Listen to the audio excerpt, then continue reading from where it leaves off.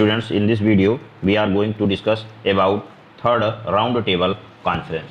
Okay, so what is the third round table conference? So actually in second round table conference was happened in 1931 and India's leader there was demand of the dominion status. Okay, कि second round table conference में भारतीय जो कांग्रेस के leader थे, जो नेता थे, जो जनप्रतिनिधि थे, उन्होंने डोमिनियन स्टेटस की डिमांड रखी थी, उसको डिनाई कर दिया था अंग्रेजों ने। और बाद में वापस आकर के इंडिया में गांधी जी ने क्वाइट इंडिया सिविल डिसोबीडियंस जो था CDM, सविनय अवज्ञा आंदोलन जिसको मैं कहता हूँ, इसको स्टार्ट कर देते हैं। ओके, और आफ्टर डेट जो है कम्युनल अवार्ड आता है।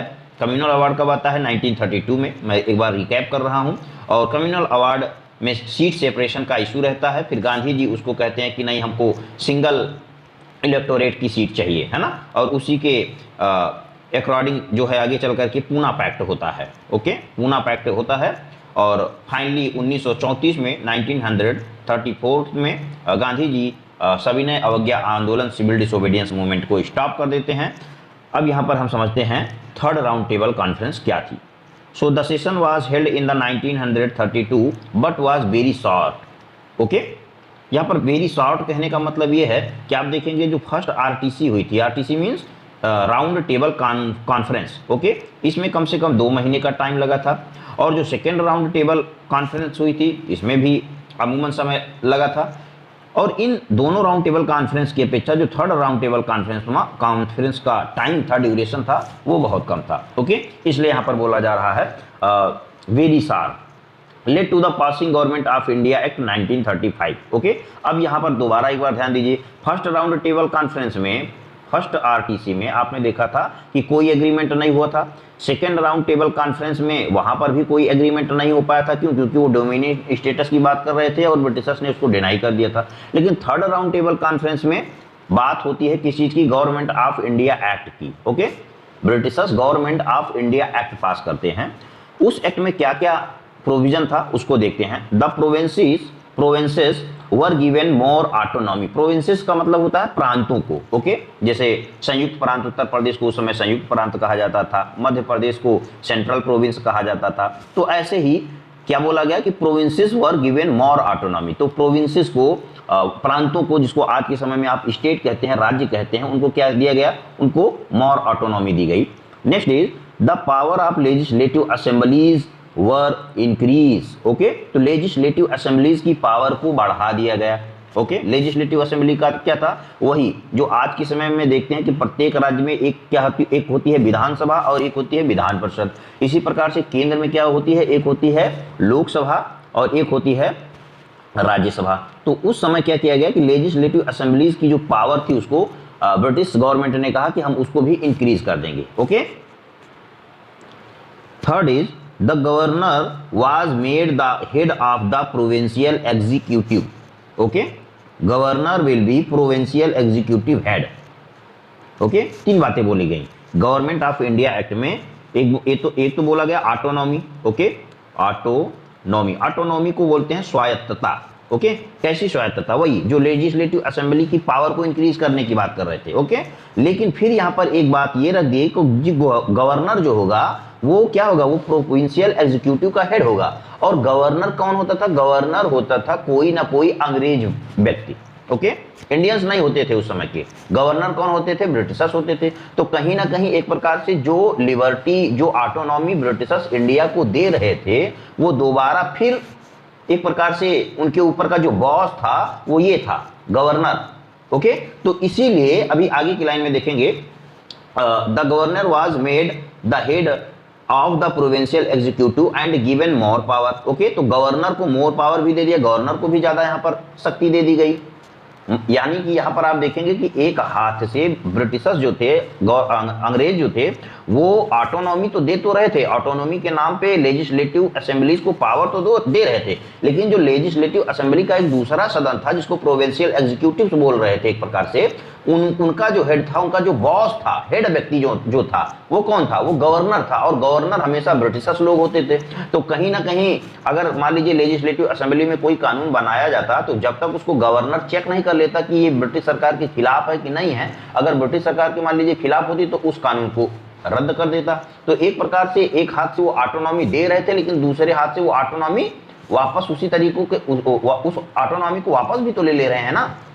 तो इसीलिए यहां पर आगे देखेंगे कि जो ब्रिटिश इंडिया के लीडर थे nationalist, okay, so although the nationalist were disappointed, disappointed का मींस मतलब होता है निराश होना, ओके, वे क्या थे, निराश थे। They decided to contest the election, और अब उन्होंने ये डिसाइड किया कि अब मैं क्या लड़ूंगा, चुनाव लड़ूंगा, इलेक्शन लड़ूंगा, which were held in the 1937, okay. तो 1935 में government of India act pass होता है और उसके बाद में इंडियंस जो नेशनलिस्ट लीडर थे वो डिसअपॉइंटमेंट फील करते हैं और वो डिसाइड करते हैं कि अब मैं क्या लड़ूंगा, इलेक्शन लड़ूंगा, चुनाव लड़ूंगा, और 1937 का इस प्रकार से वो चुनाव लड़ते हैं। Congress form the national form of ministries in 7 out of 11 provinces. तो 11 प्रोविंसेस में से 11 प्रोविंस में 11 प्रांतों में कांग्रेस चुनाव लड़ती है, जिसमें से 7 में अपनी गवर्नमेंट अपनी मिनिस्ट्रीज बनाती है। The Muslim League won few seat in Muslim electorates, okay. तो जो कम्युनल अवार्ड्स में, ओके, 1932 के 1932 के कम्युनल अवार्ड्स में जिस सेपरेट इलेक्टोरेट की बात कही गई थी उसको लेकर के मुस्लिम लीग यहाँ चुनाव लड़ती है, लेकिन वो उतना ज्यादा सीट नहीं जीत पाती है जितना कि कांग्रेस सीट जीतती है ना। अभी यहाँ पर समझ सकते हैं कि उस समय मुस्लिम लोगों का मुस्लिम लीग के प्रति कैसा विश्वास था और कांग्रेस के प्रति कैसा विश्वास था, है ना। यहाँ पर लोग कांग्रेस को चूज कर रहे हैं। देखिए 11 सीट में से 7 सीट जीत रहे हैं, और कहाँ पर मुस्लिम लीग जो है वो कह रहे हैं कि फ्यू सीट्स, ओके, कुछ ही सीट जीती थी, जिसमें से आगे चल करके वो एक प्रांत में वो कोलिशन गवर्नमेंट बनाते हैं, दूसरी पार्टी के साथ में मिलजुल की सरकार बनाते हैं, okay. So look here students, formed a collision ministries, okay. ये कोलिशन मिनिस्ट्रीज वही है जो मुस्लिम लीग दूसरे प्रांत में, एक प्रांत में कोलिशन गवर्नमेंट बनाती है। और वहां पर एक डिफरेंस समझते रहिएगा, कांग्रेस ने 7 प्रांतों में अपनी सरकार बनाई है अपने दम पर, जिसको आप कहते हैं अपनी बहुमत पक्का सरकार बनाना, और वहीं मुस्लिम लीग दूसरे के भरोसे सरकार बना रही है, okay. So next is the Congress ministries initiated some reform. अभी कांग्रेस की मिनिस्ट्रीज जो होती है वो रिफॉर्म भी करती है। रिफॉर्म क्या, वही social reform, okay. And 1939 the second world war broke out, और 1939 में सेकेंड वर्ल्ड वार स्टार्ट हो जाता है, ओके। अभी दोबारा मैं आपको रिवाइज कर देता हूं। 1900 सेकेंड राउंड टेबल कॉन्फ्रेंस में 1935 का इंडिया एक्ट आता है। 1935 के इंडिया एक्ट में प्रांतों को मोर ऑटोनॉमी देने की बात बोलते हैं। उसके बाद में लेजिस्लेटिव असेंबलीज की पावर बढ़ाने की बात बोलते हैं, लेकिन जो प्रोविंशियल एग्जीक्यूटिव होती है उसका हेड कौन बनता है, उसका हेड बनते हैं गवर्नर, और गवर्नर थे ब्रिटिश व्यक्ति, ओके। गवर्नर के पद पर कोई इंडियन नहीं अपॉइंटमेंट होता था, ब्रिटिशर्स अपॉइंटमेंट होता था। इसलिए कहीं ना कहीं जो भारत को ऑटोनॉमी दी जा रही थी वो पूरी तरीके से ऑटोनॉमी नहीं थी। इस बात को लेकर के इंडियन के नेशनलिस्ट लीडर जो है वो दुखी होते हैं, वो संतुष्ट नहीं होते हैं। They will decided 1937 election, okay. 1937 में चुनाव लड़ते हैं, ओके। और चुनाव लड़ने के बाद में वो मिनिस्ट्रीज बनाते हैं। मिनिस्ट्रीज बनाने के बाद में वो रिफॉर्म करते हैं। सो meaning of this, what is reform, work करना, है ना, काम करना स्टार्ट करते हैं। लेकिन सेकेंड वर्ल्ड वार यहीं पर 1939 में 1939 में स्टार्ट हो जाता है। अभी आगे समझिएगा। The nationalist were ready to support the government but return demanded independence after the war, okay. अब यहाँ पर ब्रिटिश गवर्नमेंट ने क्या किया, सपोर्ट मांगा कि चलिए वार स्टार्ट हो गया है, अभी इंडिया के लोग हमारा सपोर्ट करेंगे तो मेरे लिए बेहतर रहेगा। लेकिन इंडियंस लीडर ने वही बात यहाँ पर फिर रख दिया कि हमको वार के बाद में, आफ्टर द वार, हमको क्या चाहिए, इंडिपेंडेंस चाहिए, ओके। अब इंडिपेंडेंस देते हैं कि नहीं देते हैं इसको हम आगे देखेंगे। Which was refused, okay. लेकिन इस इंडिपेंडेंस को ब्रिटिशर्स ने क्या कर दिया, डिनाई कर दिया, रिफ्यूज कर दिया, okay. The Congress ministries resign, और जब इन्होंने डिनाई कर दिया किस चीज को, ये इंडिपेंडेंस की बात को जब ब्रिटिशर्स ने इनकार कर दिया तो कांग्रेस की मिनिस्ट्रीज ने रिजाइन दे दिया। रिजाइन का मतलब क्या, जो जिन जिन प्रांतों में उन्होंने अपने मिनिस्ट्रीज बनाई थी उसको भंग कर दिया, okay. So, in mass, in the protest at Muslim League had not been able to make an impact in the election 1937। आपने देखा था ना कि वहां पर मुस्लिम लीग ज्यादा सीट नहीं जीत पाई थी, तो यहाँ पर वही बात लिखी गई है कि मुस्लिम लीग 1937 के इलेक्शन में अपना उतना प्रभाव नहीं बना पाई। Held to resignation of the Congress ministries, held का मतलब होता है ग्रीटिंग करना, स्वागत करना। कैसा स्वागत? वही स्वागत जो गवर्नमेंट इंडियन गवर्नमेंट ने, है ना, जो 7 प्रांतों में मिनिस्ट्रीज बनाई थी नेशनल कांग्रेस के लोगों ने, वो जो रिजाइन दिए थे इसका, तो इस रिजाइन का मुस्लिम लीग स्वागत कर रही थी। क्यों कर रही थी आगे समझते हैं।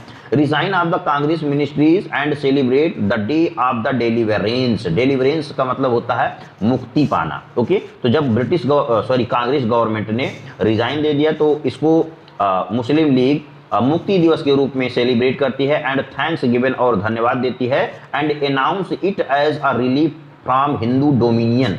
Okay, domination.